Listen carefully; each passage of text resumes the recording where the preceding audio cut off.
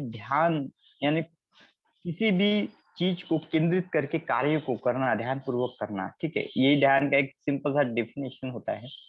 यहाँ पे आप किसी भी चीज पे, किसी भी ऑब्जेक्ट पे खुद के ध्यान को केंद्रित कर सकते हो। ऑलरेडी तो 90% लोग जो होते हैं, हमेशा ही हम खुद के कामों में ध्यान में ही होते, ध्यान में ही होते। जैसे आप कोई कार्य निपुणता से करते हो, तो वो कार्य आपने ध्यान देके किया है, इसलिए वो आप निपुणता से उस कार्य को करते हो। ठीक है, किसी भगवान की आराधना भी करना ये एक ध्यान होता है, क्योंकि ध्यान के अलग अलग माध्यम होते हैं, अलग अलग मेथड होते हैं, अलग अलग क्रियाएं होती है।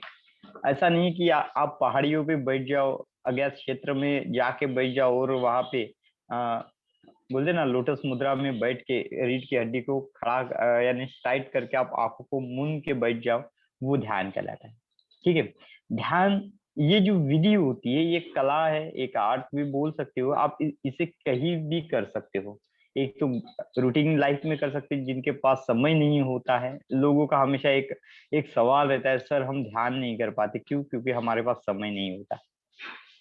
ठीक है, ये आपके नहीं, जैसे ये जो मॉडर्न लाइफस्टाइल है, इसके कारण जो इंसानों का ट्रैवलिंग बढ़ जाता है, किसी का ऑफिस दूर रहता है, किसी के कार्य क्षेत्र दूर होते हैं, या किसी को आना जाना करना पड़ता है, या किसी के घर में इतने काम होते हैं कि वो इन विधियों को चाह कर भी नहीं कर सकता। ठीक है, यानी ये हमारी धारणा है कि हम ध्यान इसलिए नहीं कर पाते क्योंकि हमारे पास पर्याप्त समय नहीं है। ठीक है, आप क्या बोलते हो कि मैं बोलूंगा मैम आपने ये ध्यान किया, तो आप बोलोगे सर मुझे तो ध्यान के लिए समय ही नहीं मिला, आज घर में मेहमान आ गए, गेस्ट आ गए अचानक से। तो ये क्या हो जाते हैं, ये ध्यान के हम बैरियर को जनरेट करते हैं, ना कि ध्यान को सीखते। ध्यान की दो ही विधि होती है कि एक तो खुद को भटका दो, या अपने लक्ष्य को भटका दो।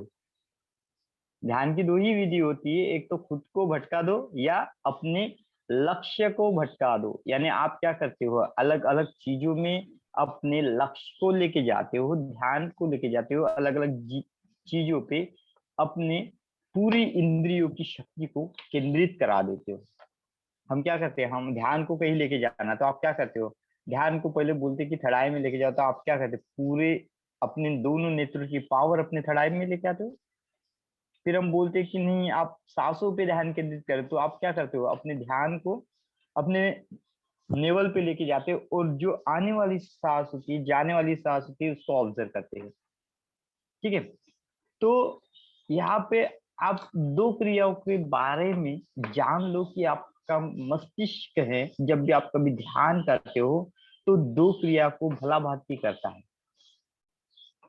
अब कौन सी क्रिया करता है, जब आप सांस लेते हो तो उसको ऑब्जर्वेशन पावर, ये क्या बढ़ाएगा, आपकी ऑब्जर्वेशन पावर। क्योंकि आप जब खुद के सांस को अंदर खींचते हो, तो आप महसूस करते हो कि आपके बॉडी के कौन से अंग जो होते हैं वो प्रभावित होते हैं। हमने जब सांस को अंदर खींचा, तो हम जानते बॉडी के अंदर के कितने पार्ट को हमने प्रभावित किया। उस सेकंड ध्यान जो होता है हमें जागरूकता लाता है, अवेयरनेस को लाता है।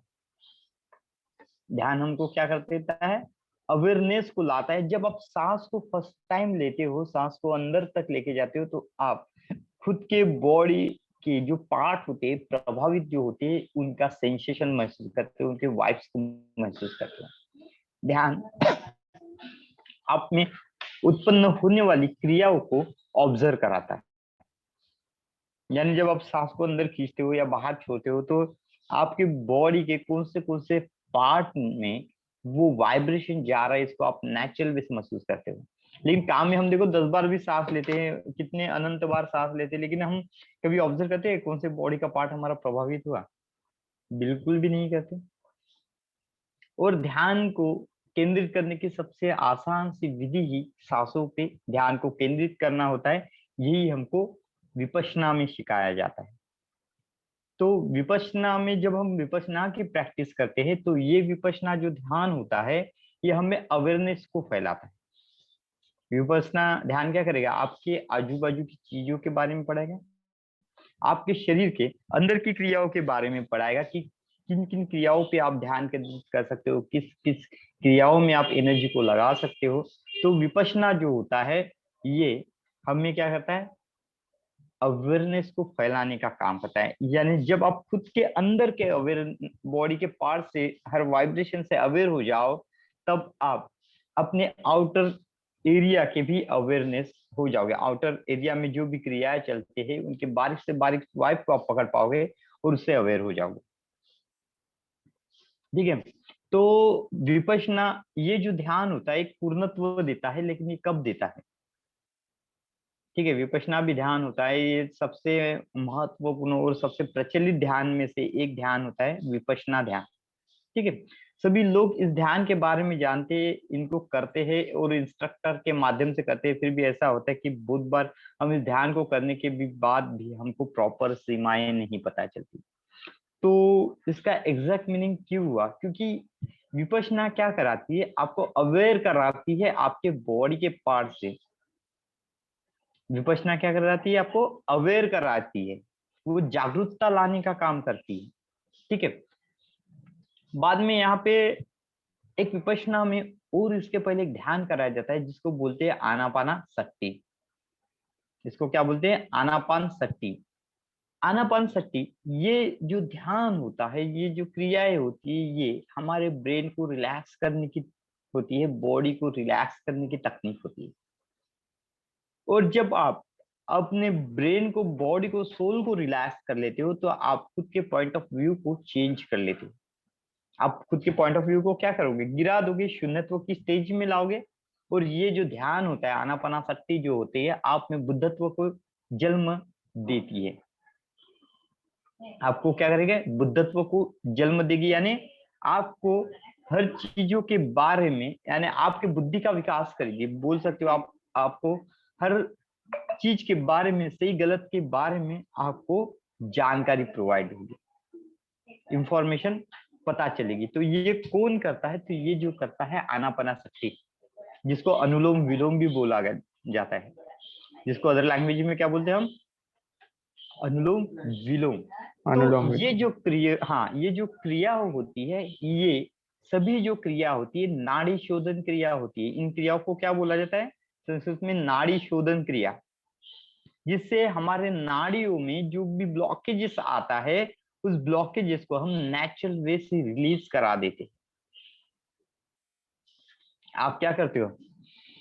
एक नाक से सांस को ऊपर खींचते हो, दूसरे नाक से छोड़ देते हो। ठीक है। यानी आप यहाँ पे उस स्टेज के चरम सीमा पे जाके पहुंच जाते हो, जहां पे दोनों रिलैक्सेशन पोजीशन में चले जाते हैं। पहले क्या करते हो आप? ठंडी सांस को लेते हो, गर्म सांस को छोड़ते हो। यानी जो आपके बॉडी में एक्स्ट्रा हीट पैदा करने वाले जो होता है, कभी कभी होता है ना, एक्स्ट्रा टेम्परेचर के कारण। देखो, बॉडी में टेम्परेचर की भी जरूरत होती है और बॉडी में कोल्डनेस की भी जरूरत होती है। बॉडी के आधे पार्ट जो होते हैं टेम्परेचर से भरे होते हैं, और आधे पार्ट जो होते हैं जिनको टेम्परेचर की जरूरत नहीं होती है। तो हमारे शरीर को इन दोनों चीजों को बैलेंस करना आना चाहिए।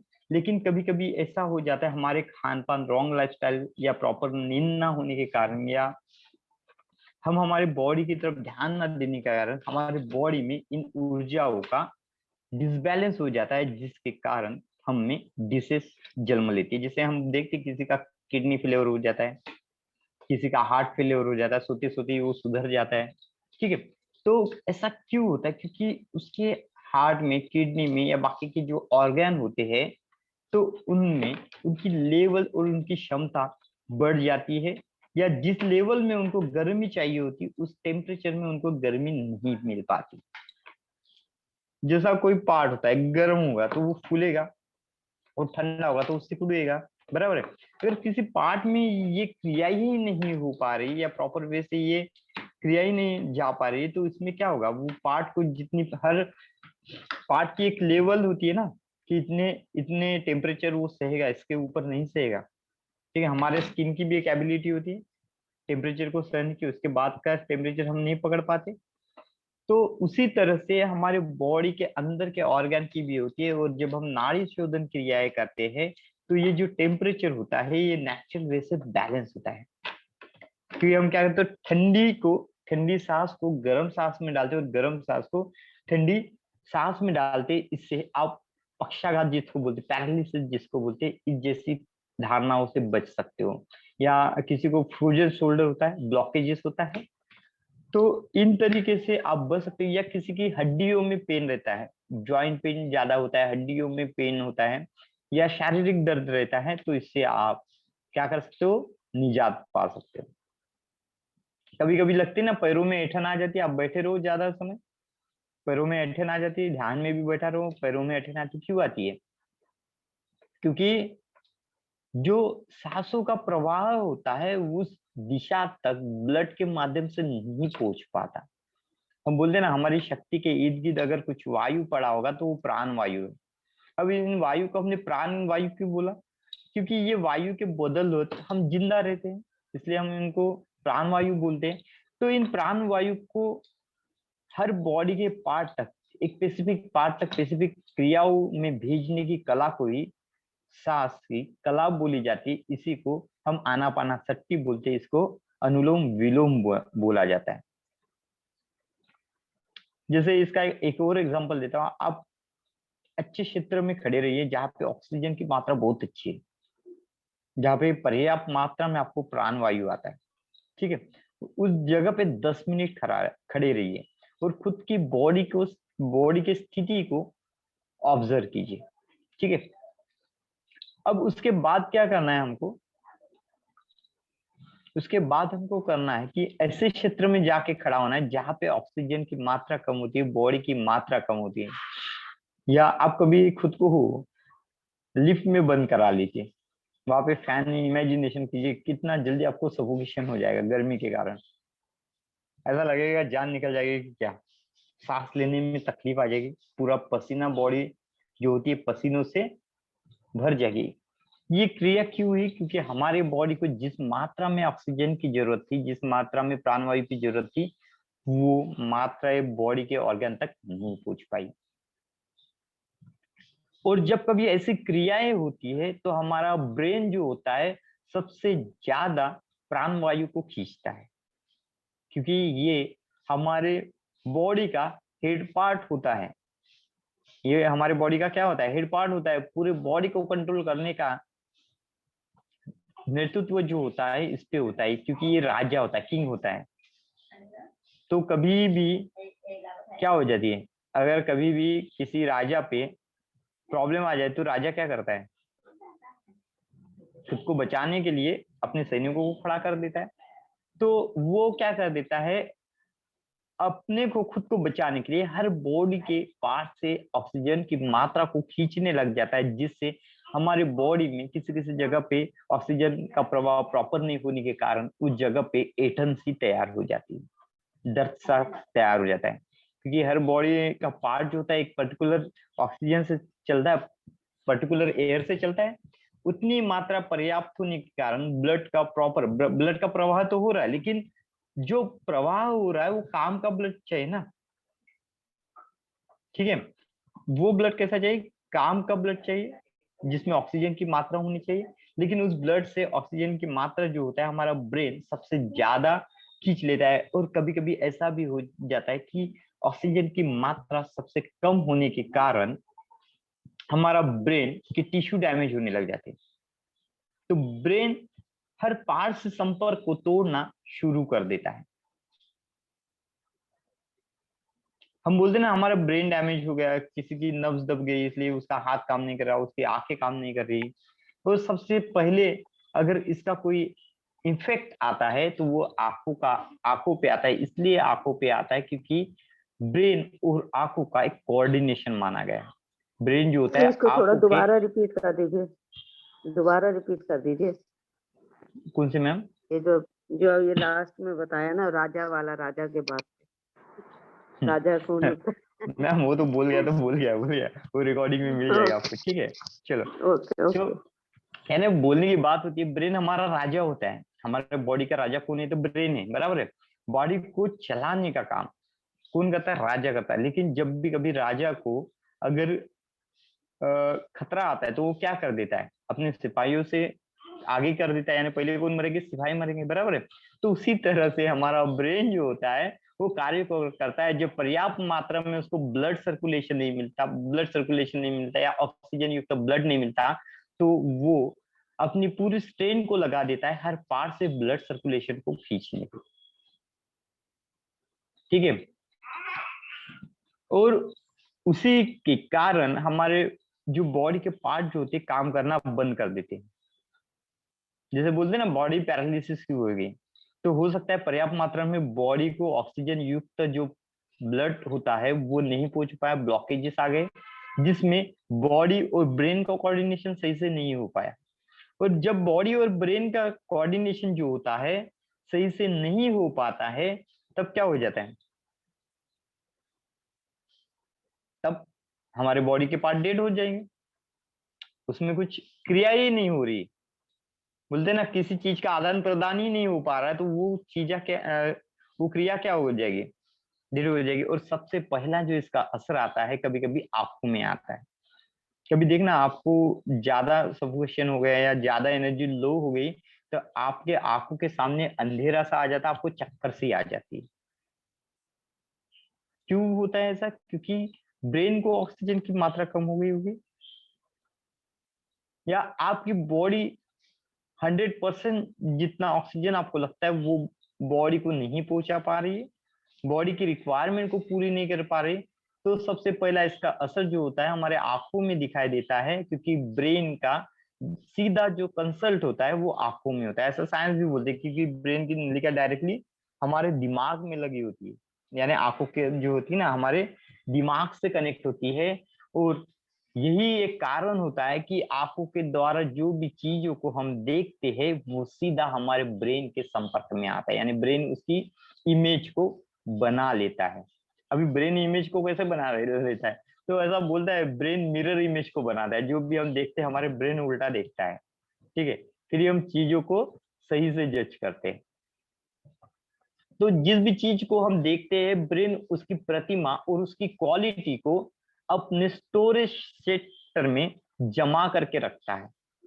और बार बार जो भी चीजों को हम लगातार देखते हैं उसकी पावर और उसकी स्टोरेज को ब्रेन, इसमें दो टाइप की मेमोरी होती है, एक होती है टेम्परल और दूसरी होती है परमानेंट मेमोरी। ठीक है, ब्रेन की दो मेमोरी होती है, जैसे हमारे हार्ड डिस्क होती है ना कंप्यूटर में, रोम और रैम होती है, उसी तरह से ब्रेन का भी वही एक फंक्शन होता है, रोम और रैम जैसा। इसके दो मेमोरी होती है, एक टेम्पररी मेमोरी होती है और एक परमानेंट मेमोरी होती है।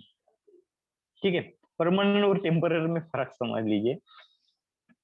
जिस क्रियाओं को ब्रेन को लगता है कि ये आप कंटिन्यू वे से देख रहे हो कर रहे हो, तो ब्रेन को लगता है ये क्रियाएं जो होती है हमारे लिए उपयुक्त क्रिया है, और उसको ब्रेन जिस रूप से आप बोलते हैं ना लगातार कंटिन्यूटी ध्यान पूर्वक उस क्रियाओं को करते हैं, तो ब्रेन उस मेमोरी को संजो के रखता है, उस मेमोरी को होल्ड करके रखता है।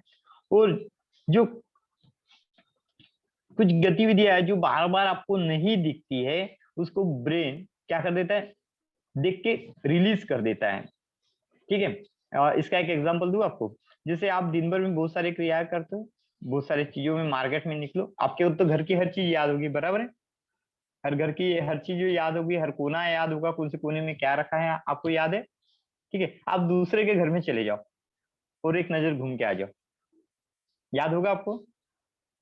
कुछ ही चीजें आप याद होगी, जैसे आप हॉल में बैठे हुए तो हॉल की चीजों को ऑब्जर्व करके याद कर सकते हो। भलाई आपने उसका पूरा घर घूम लिया, पूरा आंगन घूम लिया, ठीक है, तो आप उसके घर की कौन सी क्रिया आपको याद रखोगे? जिस जगह पे आपने ज्यादा स्टे करके रहे, बैठ के रहे हुए, तो आपके माइंड ने वही पिक्चरों को लिया जिस पिक्चर के साथ आपने समय को ज्यादा दिया, और वो पिक्चर को अटेंशन नहीं दिया जिसको एक नजर में देखा। हम देखो कभी कभी क्या हो जाते हैं, हर किसी इंसान के चेहरे याद रखते हैं? बिल्कुल भी नहीं है। हम किस इंसान का चेहरा याद रखते हैं? जो हमसे रोज हाय बाय करता है, या जो रोज हमको दिखता रहता है। ठीक है, तो बोलने की बात क्या आती है कि जो रेगुलर में ब्रेन काम करता है, वो रेगुलर क्रियाओं को देखता है, उसी के फंक्शन को, उसी के क्रिया को ब्रेन याद रखता है। और यही त्राटक का अहम भूमिका होती है। त्राटक मानती है त्राटक साइंस होती है, लेकिन ये सुप्त विद्याओं में इसलिए रखा गया है क्योंकि ये सबसे जागृत होने वाली विद्या है, सबसे फास्ट काम करने वाली विद्या है और सबसे अच्छी रिजल्ट को प्रोवाइड करने वाली विद्या होती है। जो त्राटक होती है वो क्या होती है, सबसे फास्ट, सबसे गतिमान और सबसे तेज करने वाली विद्या होती है। इसके बगैर ध्यान का कोई भी माध्यम कंप्लीट नहीं होता। ठीक है, जैसे आप बाद में बताऊंगा, मैं हर ध्यान के साथ इसका रिलेशन मैं आपको बताऊंगा, हर क्रियाओं के साथ इसका रिलेशन बताता। पहले मैं ध्यान के मेथड को, ध्यान के प्रकार को आपको बोलना चाहूंगा, क्योंकि ध्यान के बारे में तो ज्यादा बहुत कुछ आप निरंतर काल से पढ़ते आए हो, देखते आए, तो उसके बारे में ज्यादा बात नहीं करूंगा। अगर कुछ आपको ब्लॉकेजेस हो गए या कुछ क्वेश्चन हो गए तो आप डायरेक्टली मुझे पूछ लेना। तो बात करते हैं ध्यान के प्रकार की। ठीक है, ध्यान के देखे जाए तो सहस्त्र प्रकार होते, हजारों प्रकार है। ठीक है, विज्ञान भैरवी से लेके आप ध्यान से सिंपल माध्यम से लेके ध्यान के टफ लेवल के माध्यम तक आओ, ध्यान के विधियों को पढ़ते हो और ध्यान के माध्यम के बारे में जानते हैं। लेकिन हम यहाँ पे दुनिया के सबसे महत्वपूर्ण 5 ध्यान के बारे में पढ़ेंगे।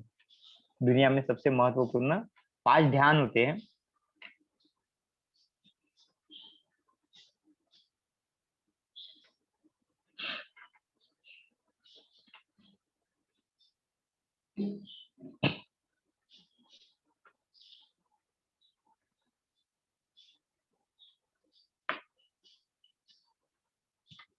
तो चलो ध्यान के माध्यम के बारे में जानते, ध्यान के टाइप के बारे में जानते। तो मैंने अभी आपको थोड़ी देर पहले बोला कि ध्यान के सहस्त्रों हजारों मेथड होती है, इसलिए अलग अलग तरह के ध्यान हमको मिलते हैं। लेकिन ये ध्यान का उगम जो होता है इन 5 मेन ध्यानों से होता है।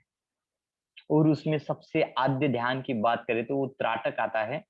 ठीक है, वो बाद में मैं एक्सप्लेन करता हूँ, पहले ये ध्यान के टाइप को आपको बता देता हूँ। पहला जो ध्यान होता है वो विपश्यना मेडिटेशन, जो हमने बोला कि खुद के मन को अवेयरनेस कराने की विधि, खुद के मन को शांत रिलैक्स करने की विधि को ही विपश्यना मेडिटेशन बोला जाता है। ये जो क्रियाएं होती है सांसों के माध्यम से की जाती है।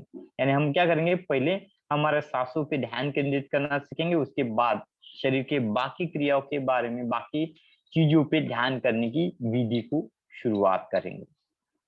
ठीक है, जैसे मार्गदर्शक आपको बोलता जाता है गाइडेड मेडिटेशन जैसे आप करते हो, उसी तरह से ये भी एक ध्यान होता है। बाद में होता है आध्यात्मिक ध्यान। तो आध्यात्मिक ध्यान क्या होता है, जैसे कोई प्रेयर होती है, किसी धर्म में कुछ पूजा होती है, पाठ होती है, जिसमें हम उनकी पूजा पाठ में लीन हो जाते हैं, उसी ध्यान को आध्यात्मिक ध्यान बोला गया है, स्पिरिचुअल ध्यान बोला गया है। या किसी भगवान से खुद को जोड़ने की कला को ही आध्यात्मिक ध्यान को बोला गया है। जो हमारे जैसे यहाँ पे विपश्यना में क्या करते हैं, हम आंतरिक भावों को कांस्टेंट करने का काम करते हैं, शांत करने का काम करते हैं। और स्पिरिचुअल ध्यान में हम क्या करते हैं, आजू बाजू की चीजों में शांति के वाइब्स को पकड़ना जानते हैं, या शांति के वाइब्स में खुद को डुबा देते हैं। जैसे कोई आप अभी जैसे अपनी क्लास शुरू हुई थी, तो जिगर जी ने मेडिटेशन म्यूजिक लगाया था, डिवाइन म्यूजिक लगाया था, ओम भूर्भुवः स्व वाला। ठीक है, तो हमने थोड़ी देर, जब हम क्लास की शुरुआत में इस क्रियाओं को सुनते हैं तो हमारे मन के ब्लॉकेजेस निकल जाते हैं। क्योंकि ये जो मंत्र होता है, ये हम एक डिवाइन मंत्र और एक प्रोटेक्शन मंत्र की तरफ देखते हैं। जब भी आप इस मंत्र को सुनते हो तो अगर बोलते ना, नेट बोलते कि लाइफ में आने वाली निगेटिविटी को ये एक पॉजिटिविटी में बदल देगा। साथ में ये जो मंत्र होता है आपको एक सिक्योरिटी वाली भावना और एनर्जी की भावना से भर देगा। ठीक है, तो ये हो गया स्पिरिचुअल मेडिटेशन। जब हम किसी मंत्र में या किसी चीज में, आध्यात्मिक ध्यान यानी क्या होता है, किसी प्रार्थना में हम खुद के ध्यान को लीन कर देते हैं, या पूजा में खुद को लीन कर देते हैं। जैसे आप बुक पढ़ते हो, स्पिरिचुअल बुक पढ़ते हो, तो वो भी जो ध्यान होता है इसी में आता है, आध्यात्मिक ध्यान में आता है। बाद में फोकस मेडिटेशन की बात करते हैं, तो केंद्रीय ध्यान जिसको बोला जाता है, फोकस मेडिटेशन जिसे बोला जाता है, तो ये सभी हमारे इंद्रियों के बारे में हमको इंट्रोड्यूस कराता है, मिलाता है। साथ में हमारे जो 5 ज्ञानेंद्रिय रहती है इनकी अवेयरनेस को बढ़ाने का काम करती है। जो 5 ज्ञानेंद्रियों की जो कार्य होती है उसकी विकासशीलता बताने का काम करती है, ठीक है। विकासशीलता बनाती है, बढ़ाती है। और अगर आपका मन भटकता होगा तो उसको एक जगह पे केंद्रित करने का भी ध्यान केंद्रीय ध्यान कराता है, और यही ध्यान की पहली विधि है। और इसमें से त्राटक जो होता है वो महत्वपूर्ण भूमिका निभाता है। केंद्रीय ध्यान यानी किसी चीज पे अपने ध्यान को केंद्रित करा लो। फिर ये आप अपने सांसों पे केंद्रित करा लो, या बाहर की कोई एक चीज होता है या ऑब्जेक्ट होती है उस पे आप ध्यान को केंद्रित करा लो। बाद में आता है गतिमान मेडिटेशन, मूवमेंट मेडिटेशन। जैसे हमने मूवमेंट योगा के बारे में सीखा, डांसिंग योगा सीखा होगा आपने, ठीक है, सुना होगा। अब हम जुम्बा करते थे, पहले योगा करते थे, मेडिटेशन करते थे, अब हम जुम्बा सीखने लगे, क्योंकि जैसे जैसे सोशल बदलता है वैसे वैसे ट्रेंड बदलती जाती है, ठीक है। लोगों की पसंद बदलती जाती है, लोग कुछ ऐसी चीजों को खोजते हैं कि जैसे आप एक क्रिया करते हो, उसके बारे में आप अध्ययन करते हो और उसमें से कुछ गुण नहीं मिलता, कुछ अर्थ नहीं मिलता है, तब हमारा दिमाग क्या करता है, खुरापाती दिमाग होने के कारण वो लाइफ की ऐसे अलग चीजों को ढूंढता है जिससे आपको किक मिले, यानी जिस क्रिया को करने में आपको रिलैक्सेशन मिले, रिलैक्सिंग हो जाए आपका पूरा ब्रेन। तो वैसे ही ये जो प्रचलित ध्यान है, वैसा गतिमान मेडिटेशन ये उन लोगों के लिए होता है जो लोग एक जगह के पे बैठ के अपने ध्यान को नहीं कर पाते, ठीक है। तो ये चलते फिरते या घूमते करने वाले ध्यान है, ये वो लोग कर सकते हैं जो बोलते हैं कि हमारे पास ध्यान का कुछ समय ही नहीं है। तो ये ध्यान जो होता है ये ची की एनर्जी को बढ़ाने का एक अच्छा होता है, और सबसे ज्यादा ये चीन में किया जाता है। तो सभी ध्यान जो होते हैं सांसों से शुरू होते हैं और सांसों से खत्म हो जाते हैं, क्योंकि हम ऐसे बोलते हैं कि जन्म से लेकर मृत्यु तक अगर हमारे साथ में कुछ होती है वो सांसें ही होती है। तो ये घूमते फिरते आप इस मेडिटेशन को कर सकते हो, उसको मूवमेंट मेडिटेशन बोलते हैं। बाद में मंत्र मेडिटेशन, किसी मंत्र का जाप करते हुए उसमें लीन हो जाना, यानी ध्यान यानी लीन होना। तो आप मंत्र मेडिटेशन क्या करते हैं, जैसे आप बीज मंत्र का उच्चारण करते हो, लम वम ब्रम, आप इस क्रियाओं को करते हो, ठीक है, बोलते हो, तो ये सब आ जाता है मंत्र मेडिटेशन में। तो ये आपको अंदर की शांति प्रोवाइड करेगा, इंटरनली खुशी देने का काम करेगा। बाद में लास्ट में आता है ट्रांसडेंटल मेडिटेशन। ये दुनिया का सबसे प्रचलित ध्यान माना गया है।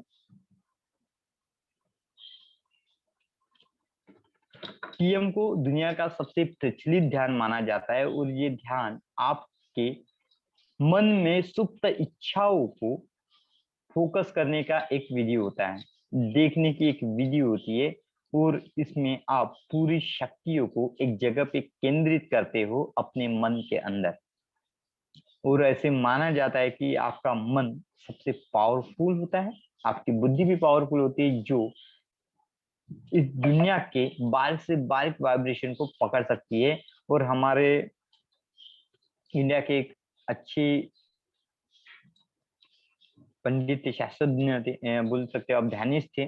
तो वो इस ध्यान को करते थे, और ऐसे बोला जाता है कि उनकी जो बॉडी थी हवा में तैर जाती थी।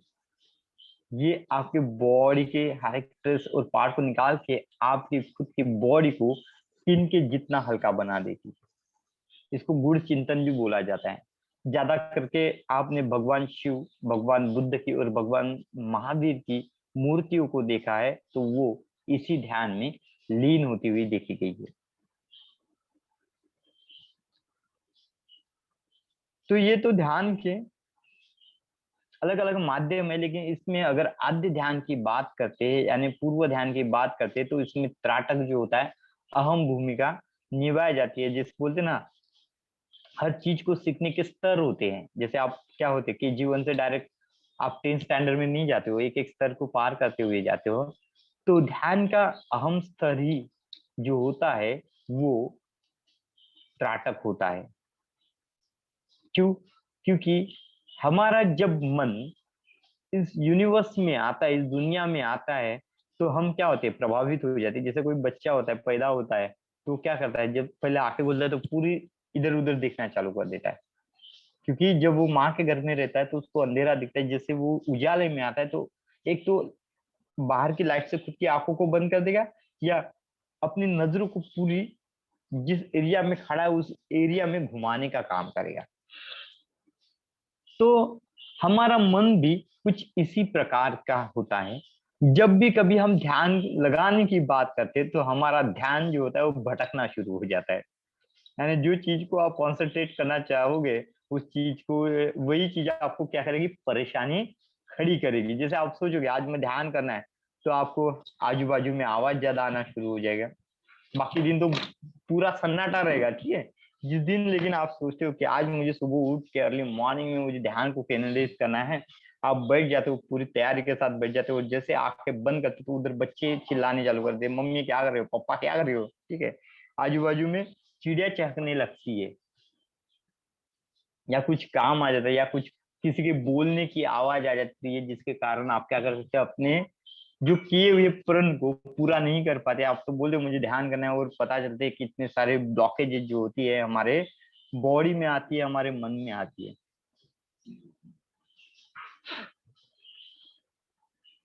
तब अब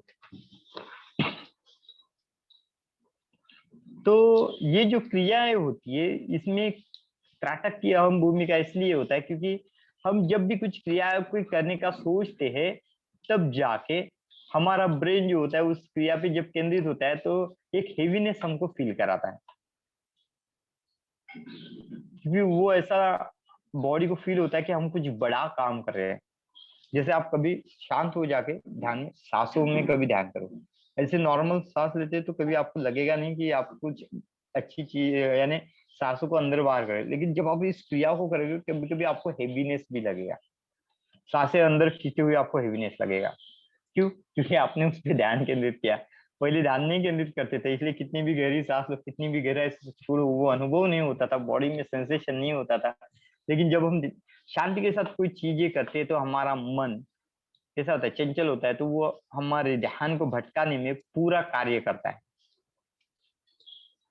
देखो, भटकना भी हमारे मन में लिखा है और संभलना भी हमारे मन में लिखा है, और दोनों क्रियाएं जो होती है पैरेलली होती है। इसी को यिंग यांग की क्रिया बोला जाता है, इसी को स्वर्ग नर की भूमिका बोला जाता है। यानी आपके अंदर के अगर पॉजिटिव विचार आपके बॉडी में पॉजिटिविटी को भर रहे हैं, तो ये आप में स्वर्ग की प्रतिमा को भरते, यानी अच्छे हेल्थ को, अच्छे स्वास्थ्य को भरेगा। और यही अगर विचार हमारे नेगेटिव में हमारी बॉडी पकड़ लेती है, तो हम नर्क की भी भूमिका यही पे कर लेते हैं, यानी आपका स्वास्थ्य बिगड़ना।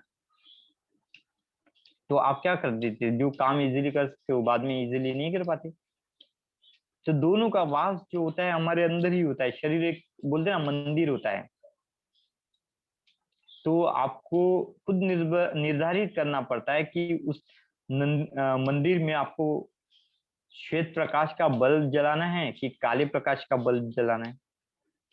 यानी एक पॉजिटिव विचारों को जगाना है कि निगेटिव विचारों को जगाना है, उसके आधार पे शरीर काम करता है। और त्राटक जो होता है इन आधारों पे आपको केंद्रित करने का काम कराता है, क्योंकि उसको पता है कि आपका मन बहुत पावरफुल है, वो आपको भटकाएगा। तो त्राटक की विधि होती है किसी चीज पे आपको ध्यान केंद्रित करने की कला को सिखाता है। एक ऑब्जेक्ट रखते हैं, उस पर हम ध्यान केंद्रित करते हैं, ठीक है। तो त्राटक हमको ध्यान केंद्रित करना सिखाता है, क्योंकि त्राटक एक विज्ञान भी होता है, लेकिन बहुत लोगों ने इसको छुपा के रखा था। इसके कारण इसकी बहुत बड़ी जो चीजें छिपाई जाती है उसके बारे में भ्रांतियां ज्यादा फैलाई जाती है, निगेटिव चीजों को ज्यादा फैलाया जाता है, उसके बारे में लोग चमत्कारिक वे से लोग प्रेजेंट करना शुरू कर देते हैं। ये सभी हमारे दिमाग की उपलब्ध बोलते ना क्रियाएं होती है, ठीक है। लेकिन लोग क्या करते हैं, जो चीजों का ज्ञान लोगों के पास नहीं पहुंच पाता, सही से नहीं जा पाता, तो लोग उसके बारे में क्या करेंगे, मिसबिहेवियर, गलत चीजों को फैलाएंगे। या आपको जिस तरीके से वो चीज समझ में आती है उस तरह से आप उस चीजों को लोगों तक पहुंचाओगे। तो पहले ऐसा बोला जाता था कि नहीं, ध्यान करोगे तो कि उसके आंखों में आप देखोगे, त्राटक वालों के आंखों में देखोगे तो आप हिप्नोटाइज हो जाओगे।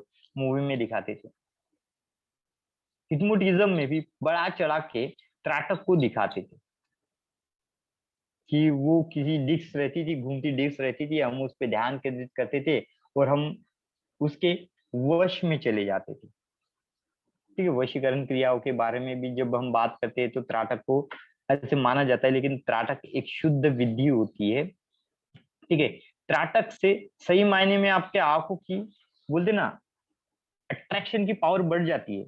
क्यों? क्योंकि हमारे दिमाग का एक फंक्शन होता है, जिस भी चीजों को आप देखते हो तो उसका आकर्षण आपके दिमाग में आ जाता है, उसकी इमेज आपके दिमाग में आ जाती है, उसकी पावर आपके दिमाग में आ जाती है। जैसे मैंने आपको एक एग्जांपल दिया था, जब मैडम ने कभी आपको, टीचर ने आपको पढ़ाया होगा तो ए फॉर एप्पल ही पढ़ाया। अभी के बच्चे ए फॉर एरोप्लेन पढ़ते होंगे। ठीक है, तो आपने जब बचपन से ये चीज पढ़े तो आपको अगर कभी कोई ए फॉर बोलेगा तो पहले दिमाग आपके इसमें रेड एप्पल का ही आएगा। क्यों आया? क्योंकि आपके आंखों ने बार बार उस इमेज को देखा होगा, किताबों में देखा होगा, और हमारी आंखों ने, हमारे मस्तिष्क में प्रोग्राम हो गया कि एप्पल जो होता है वो रेड कलर का ही होता है। और जब भी कभी आपने रेड कलर के एप्पल को खाया होगा तो वो स्वाद आपके मुख में आया होगा, मुंह में आया होगा, बराबर है। तो जब भी कभी आप एप्पल के इमेज को देखोगे तो वो स्वाद जो होता है आपके मुंह में घूमेगा।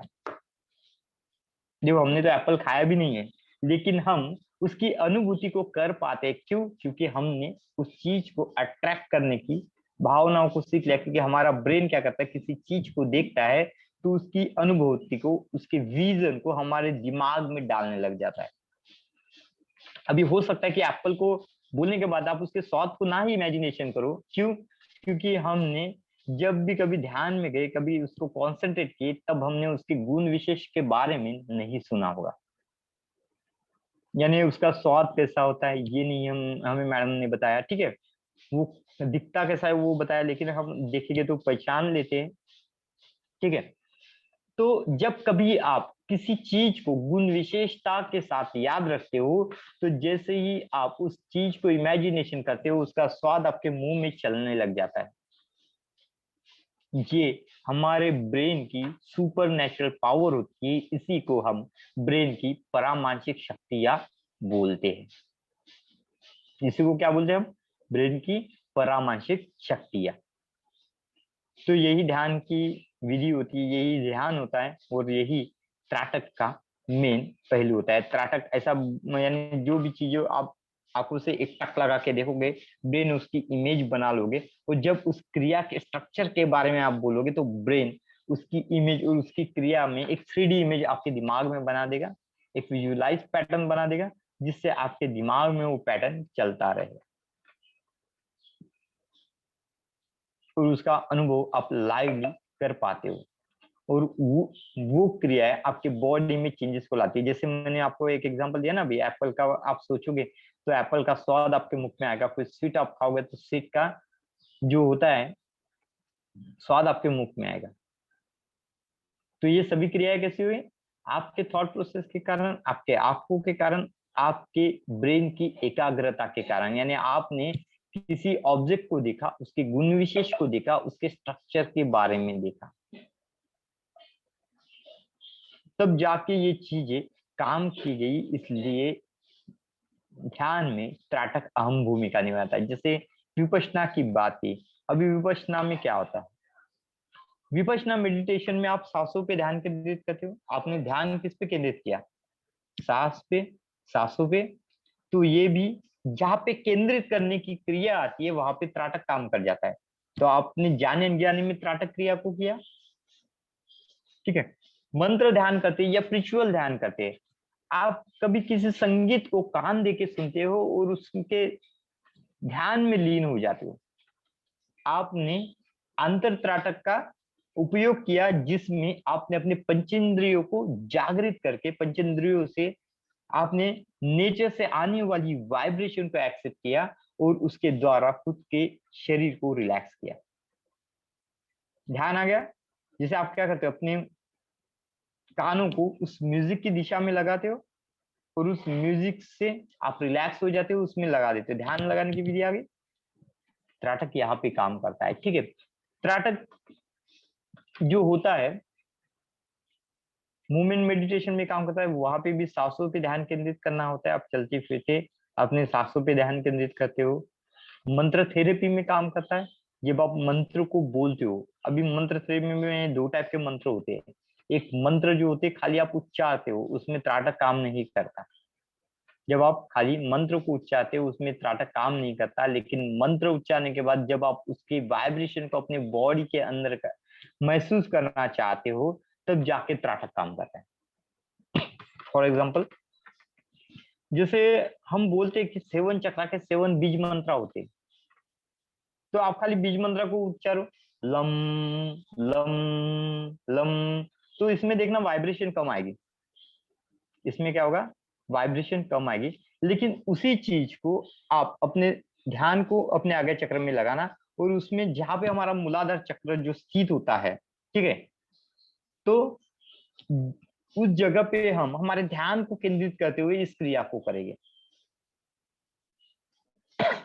और जब आप इस क्रिया को करोगे तब देखना दोनों चीजों में आपको कुछ फर्क सा महसूस होगा। हो सकता है कि आपकी स्टार्टिंग की विधि है तो उतना आप माइनरली उस फर्क को नहीं ऑब्जर्व कर पाओगे, लेकिन धीरे धीरे आप जैसे इस क्रिया में लीन हो जाओगे तब आप इस चीजों को समझ पाओगे। चलो, अनुभव करना है तो मैं प्रैक्टिकल अनुभव कराता हूँ आपको। चलो, हम 11 बार लम को ऐसे बोलेंगे, ठीक है। सब अपने रीढ़ की हड्डी को खड़ा कर लेना है आपको, टाइट कर लो। दिमाग में ब्लॉकेजेस हो गए तो उसको रिलीज कर दो, या रिलीज नहीं कर पा रहे होगे तो डिवाइन स्विच का उपयोग करो। Divine order clear now, divine order clear now, divine order clear now, divine order clear now का आप जाप कर लो, जिससे आपके मन के भाव जो होंगे वो क्लियर होते जाएंगे। अभी आंखों को बंद करना है, ज्यादा कुछ करना नहीं, खाली हमको लम का उच्चारण करना है, थोड़ा रुक के जाना है, लम का उच्चारण करना है, 11 बार करना है ऐसा, ठीक है। जैसे हम बोलेंगे अभी, lump lump lump lump lump lump lump lump lump lump lump. चलो, अभी आपने जब इस क्रिया को किया तो आपने देखा कि हमारे वाइब्रेशन जो आ रही थी यहाँ से लेके हार्ट तक आ रही थी, इसके नीचे नहीं होती। जब आप बॉडी को हमिंग करते हो तो आपने आपकी वाइब्रेशन जो होती है हार्ट चक्र तक ही लेके आए। यानी जो मंत्र बोला आपने वो प्रॉपर वे से वर्क किया क्या, नहीं किया। चलो, अभी इसको हम क्या करेंगे, ध्यान केंद्रित करके करेंगे, गाइडेड मेडिटेशन की तरफ करेंगे कि त्राटक कैसे वर्क करता है, ठीक है।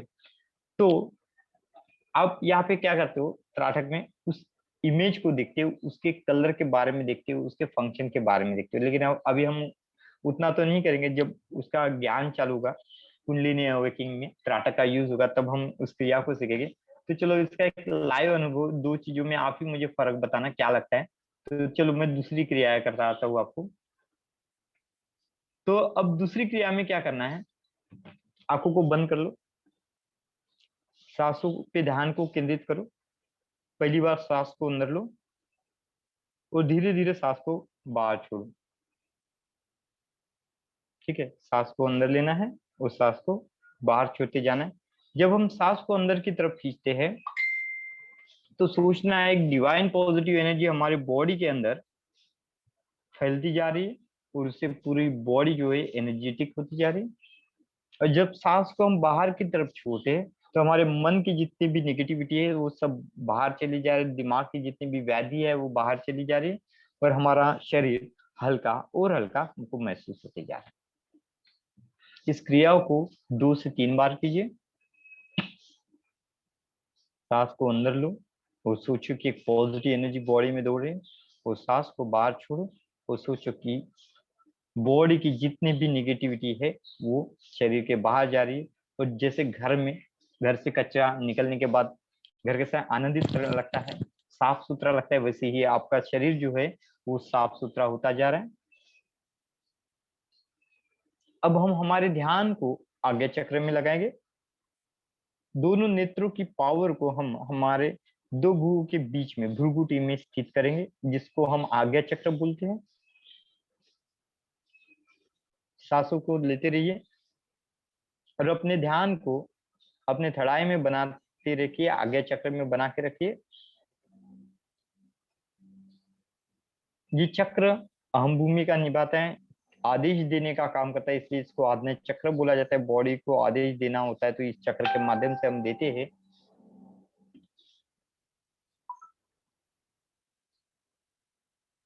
अब धीरे धीरे आपको अपने ध्यान को नीचे उतरते हुए अपने रूट चक्र तक लेके जाना है।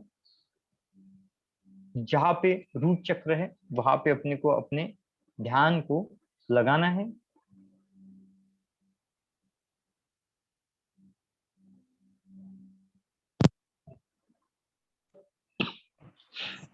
उस जगह पे ध्यान लगाइए और जैसे अभी हमने बीज मंत्र का जाप किया था लम के, वही बीज मंत्र का फिर से जाप कीजिए। बोलिए लम। ध्यान को बनाए रखना है हमको, रूट चक्र जहाँ पे स्थापित होता है वहां पे ध्यान को देखते रहना है और इस मंत्र का जाप करते जाना है। Lump lump lump lump lump lump lump lump lump lump.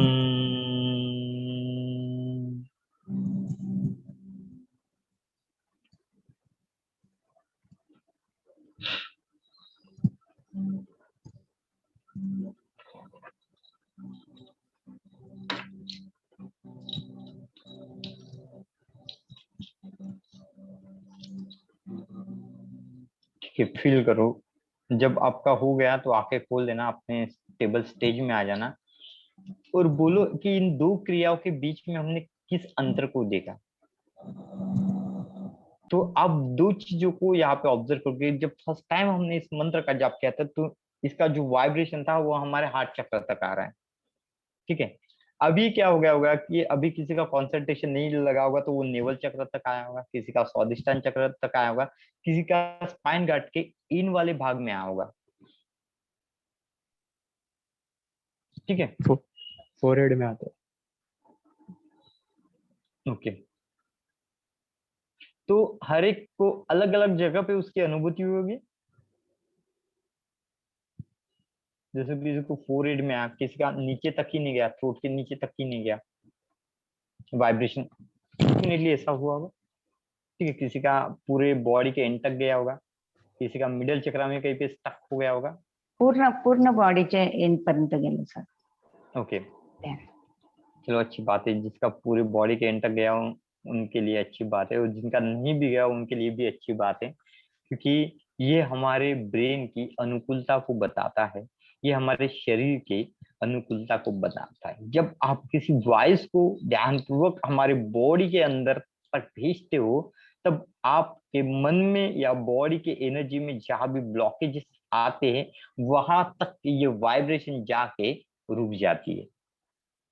यानी जब आप इस क्रियाओं को करते हो तो आपको समझ में आता है कि आप जो भी वाइब्रेशन को भेजते जा रहे हो वो उस क्रियाओं तक प्रॉपर वे से नहीं जा रहा है, यानी वहां पे चक्र के ब्लॉकेजेस है।